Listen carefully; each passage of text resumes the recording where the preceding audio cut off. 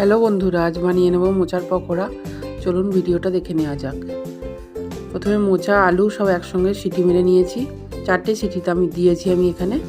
এবার ধনেপাতা, রসুন, আদা, কাঁচা লঙ্কা সব একসঙ্গে মেখে নেব মোচার আলুটার সঙ্গে। ভালো করে মেখে নিয়ে এবার পরিমাণ মতো দেবো চালের গুঁড়ো। চালের গুঁড়োর বদলে কর্নফ্লাওয়ারও দিতে পারেন।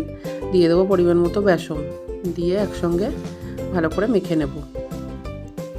আপনারা অল্প জলও অ্যাড করতে পারেন যদি মাখাটা শুকনো শুকনো হয়।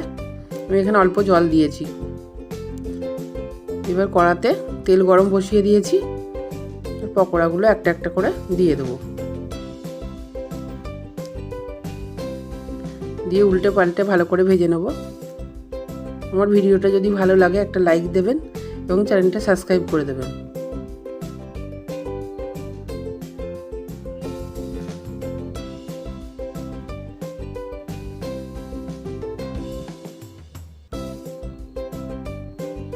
উল্টে পাল্টে ভালো করে পকোড়াগুলো ভেজে নিতে হবে।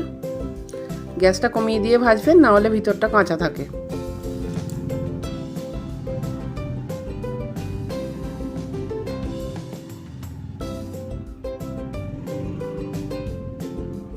আর পরিবারের সকলের সঙ্গে গরম গরম সার্ভ করুন মোচার পকোড়া, আর সঙ্গে সস।